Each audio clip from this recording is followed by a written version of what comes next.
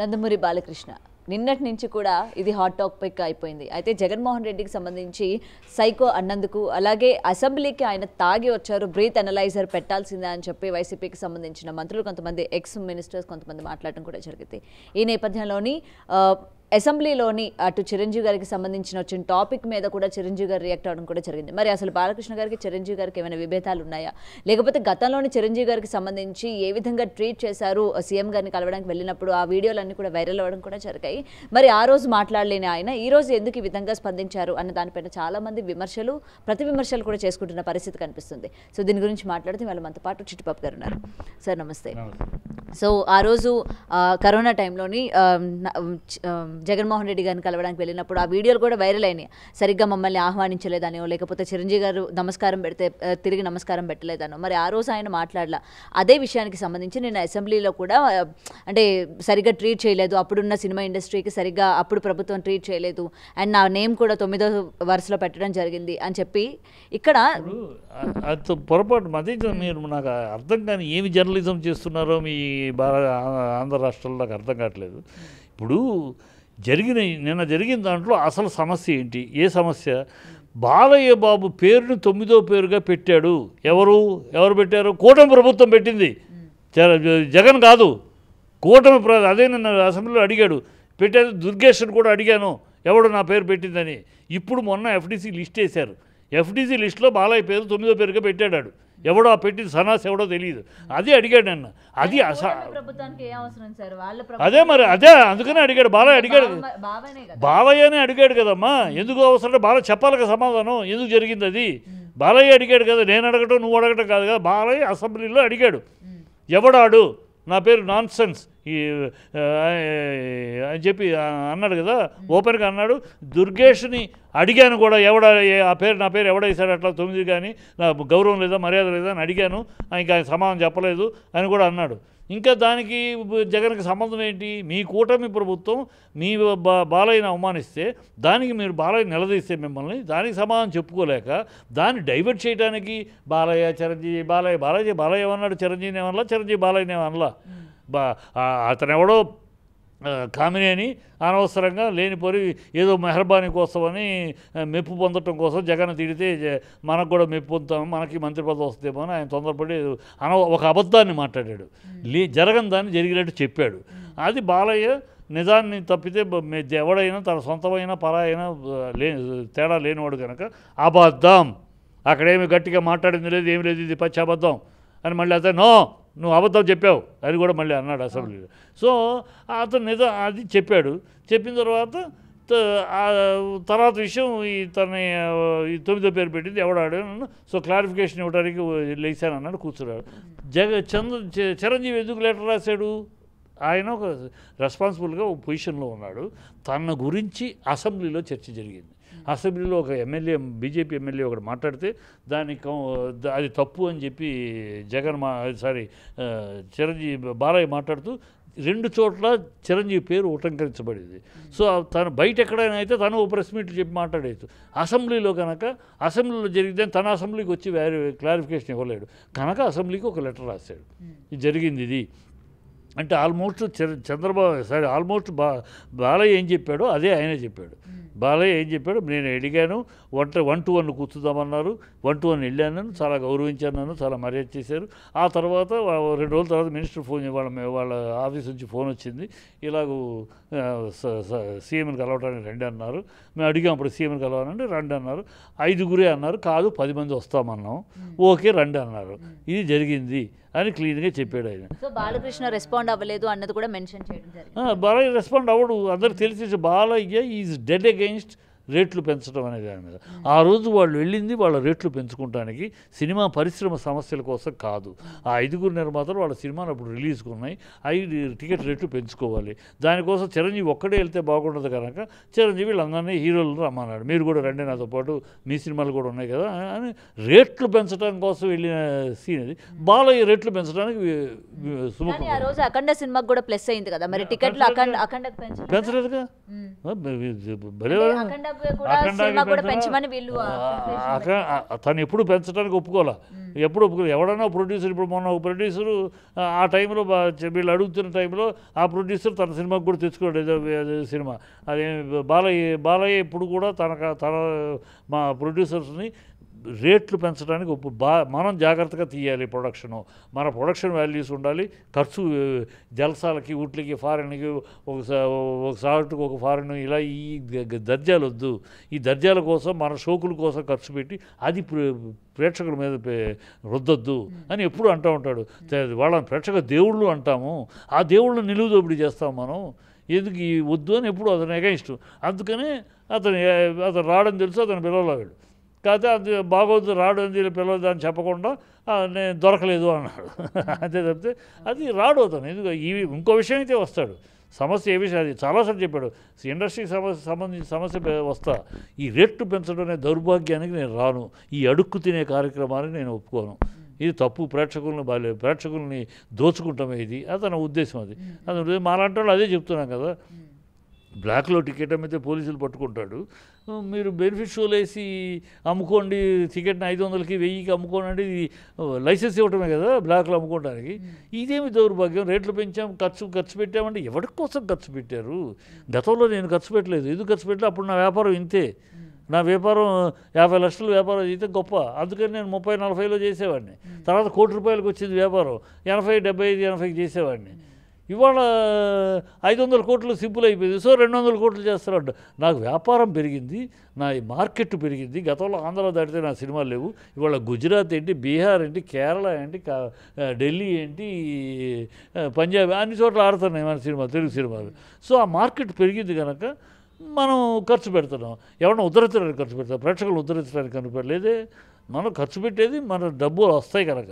డబ్బులు రాకపోతే క్వాలిటీ కోసం అని ఖర్చు పెడతారా? ఇండస్ట్రీ చూడలేదు చరిత్ర, ఎవరికి కహానీలు చెప్తారు?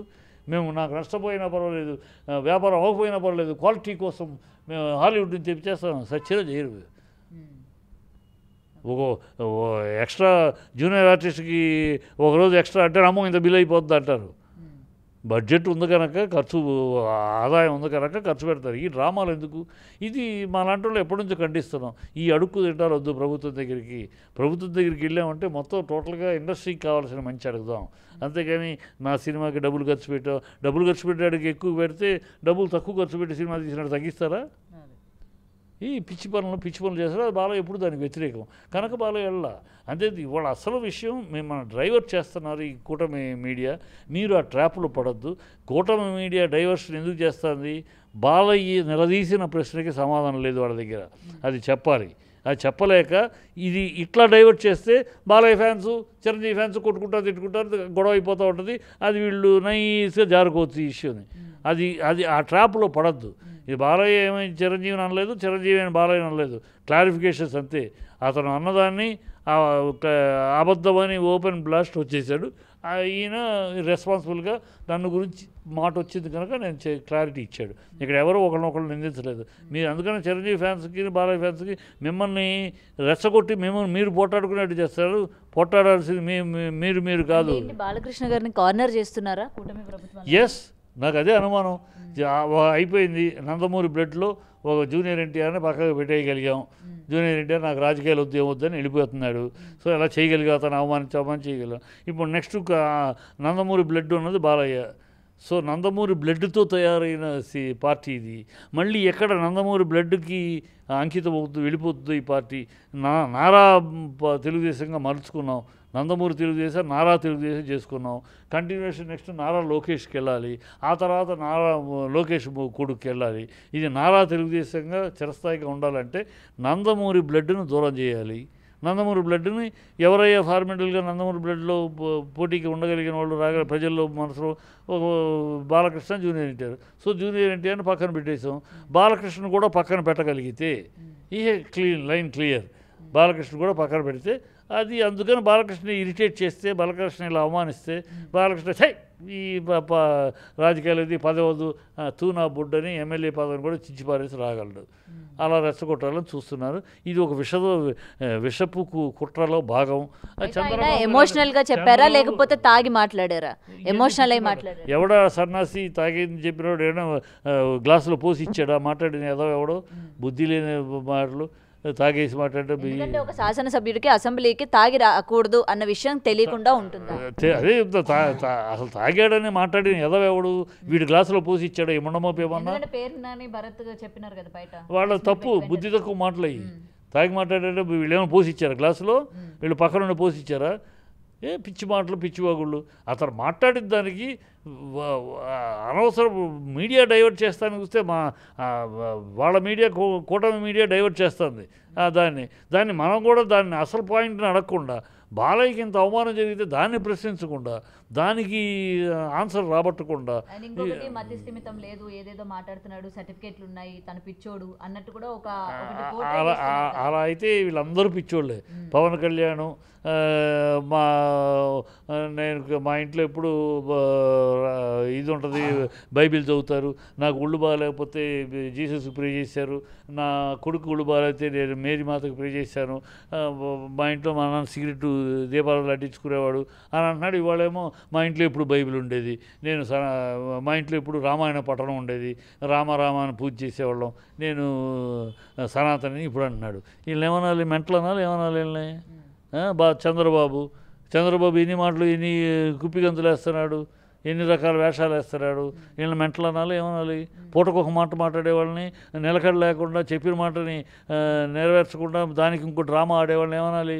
వీళ్ళకన్నా మెంటలు. మరి ఆయన పిచ్చివాడు, ఆయన మతి స్థిమితం లేకుండా మాట్లాడుతున్నారు అనేది వైసీపీ వాళ్ళు కదా. మరి వైసీపీ వాళ్ళకి బుద్ధి ఉండాలన్న ఎవరైనా, నేను వైసీపీ వాళ్ళు ఇంకోళ్ళు కాదు, ఎవరైనా బుద్ధి లేని మాటలు ఇవి. వీళ్ళందరూ మరి బుద్ధిని మాట్లాడుతున్నారా? ఎవరు తప్పు మాటలు కదా. ఇప్పుడు కొడాలని మాట్లాడింది మెంటలై మాట్లాడా? ఏమై మాట్లాడాడు? మెంటలై మాట్లాడా? ఈయన పిచ్చి మాటలు మాట్లాడిన దాంట్లో విషయంలో మనం దాన్ని ఏదో రకంగా వాళ్ళు మాట్లాడారో లేదో నేనైతే వినలేదమ్మా. నువ్వు అంటున్నావు వాళ్ళు మాట్లాడారని. ఎక్కడ ఎందుకంటే నిన్న ప్రెస్ మీట్ పెట్టి మాట్లాడారు, ఆయన మతి స్థిమితం సరిగా లేదు, సర్టిఫికేట్లు కూడా ఇచ్చింది, ఇప్పుడు కరెక్ట్ అని తెలుస్తోంది. ఎవరు? మార్గాని భరత్ కావచ్చు, లేకపోతే పేరుని నాని కావచ్చు. వాళ్ళిద్దరు మాట్లాడాలి నాకు తెలిసి. వీళ్ళు ప్రెస్ మీట్లో వాళ్ళు ఈ విషయం మాట్లాడాలి. వాళ్ళు మాట్లాడేది వేరు, బయటికి వచ్చింది బయట దాన్ని తిప్పింది వేరు. వాళ్ళు ఏమో అది మెంటల్ మాట్లాడాలి. ఎందుకు మాట్లాడతారో వాళ్ళు అవసరం లేని వాళ్ళ సందర్భం అది. వాళ్ళు అది మాట్లాడాలి. వాళ్ళు అతను మాట్లాడింది గట్టిగా వాళ్ళకి అడ్వాంటేజ్ ఇస్తే బాలయ్య మాట్లాడింది వైఎస్ఆర్సీపీకి అడ్వాంటేజ్. వాళ్ళు మాట్లాడింది అన్యాయం చేశారనేది. ఇప్పుడు చిరంజీవికి అవమానం చేశారని మాట్లాడుతున్నారు కదా, ఇవాళ బాలయ్యని మీరే అవమానం చేశారు కదా, మీ కూటమే ఉండి.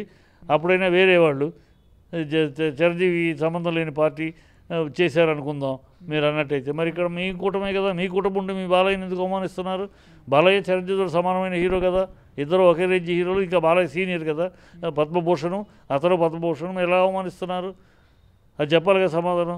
అది వాళ్ళు అది ఆలోచించకుండా పిచ్చిగా మాట అది ఏదో పుట్టిస్తారులే. మాకు కూటమి ఏంటంటే